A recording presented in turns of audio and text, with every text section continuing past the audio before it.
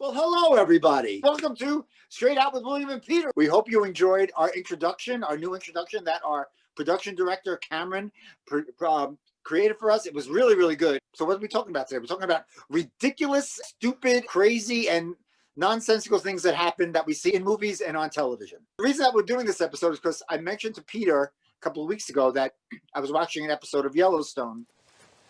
I mean, these guys, when they get punched in the face like that, like really, really hard, punched in the face, if I got punched like that, I'd be down for the count. There's no way I would be getting up. And what did you say? You said if I got punched like that, I wouldn't want to get up. You can't take a punch, though. What's even more ridiculous is that during the next episode, you know, when you know a lot of time hasn't passed, they have no bruises on their face. But you get punched like that, you're having bruises for like 6 months. But the next one that really gets me, because we have so many of them, is how amazing is it when you see someone just kick a door down with one foot? Who can kick a door down with one foot? It's just and we see that so many times. I think it depends. It depends where you're at, but it's not far fetched. Shall we say? All right. Like I showed Elaine a video, like, you know how everyone has home security cameras now? So all you see is the camera on, nobody's in the house, and you see the door just burst open. Oh my God, who's breaking in the house? It was a grizzly bear that smashed down the door. Can a busy bear do that? Yes, because that grizzly bear is freaking 800 pounds. How about when a couple, they're in bed upstairs, and they hear a noise downstairs, and usually it's the husband. He gets a bat. He said, "You stay here." First of all, why does she have to stay there? I think there's more power in numbers. And why are you going down without calling 911 first is the question. Actually, Elaine goes down.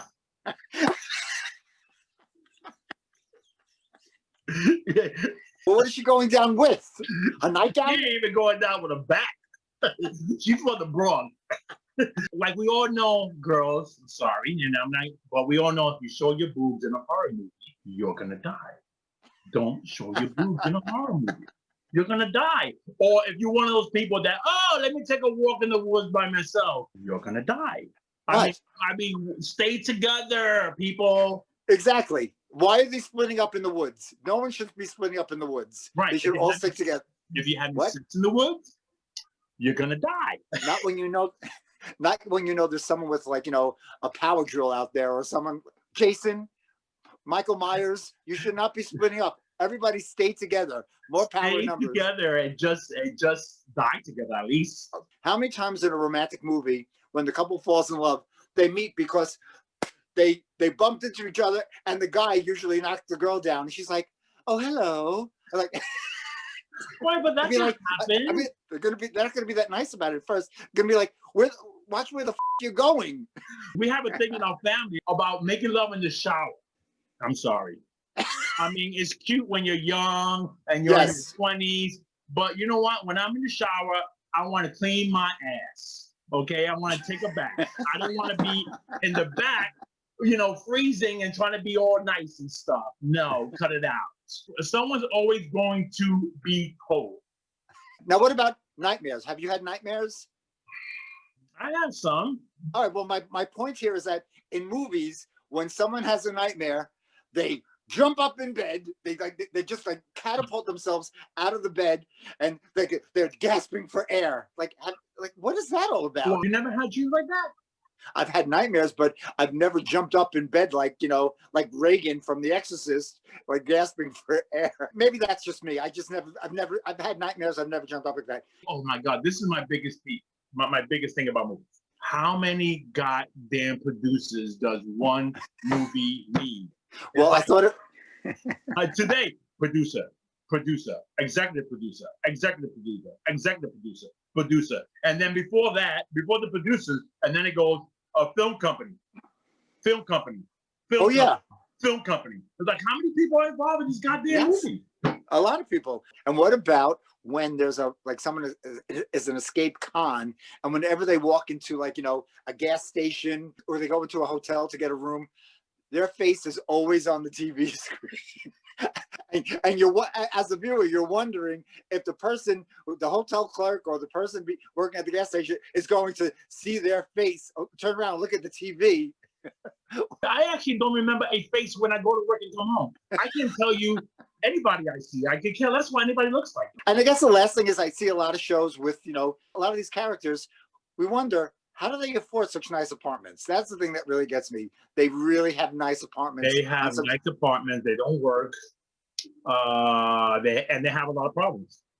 And I'm like, my problem is, the only problem I have is I got to pay my goddamn bills. So we have something very exciting that we're going to start with this episode. We're going to do something called Sorry, Not Sorry, wherein our lovely Elena Ponte Feliciano is going to say a few things that we may or may not have done. And we're going to hold up signs that say, sorry, not sorry. And if we didn't do it, sorry. And if we did do it, we're not sorry that we did it, but we might be embarrassed that we did. Right. So, all righty, Elaine, go. Okay. Never have I ever snuck into a party. yeah, I never snuck in. I was always invited. We are the cool kids. We always get the invite. Never have I ever spied on my neighbors. They don't make binoculars for nothing, baby. I spy on a lot of people. The thing, okay, you know what? The things that I've seen and the things that I've, never mind. Yep. Never have I ever doubted my sexuality. Well, you know what? I'm going to say not sorry, simply because when I was, coming of age and realizing that there was something going on with me and my affinity for desiring men, I was like, this can't be happening to me, because I don't want this to be happening to me right now, because I don't want to have the burden of keeping this a secret from my friends and my family. So I was doubting it, hoping that it wasn't true. As it turns out, it is true, and I'm the proudest gay man I know. Woo-hoo! Woo-hoo! Never have I ever said I love you to get laid.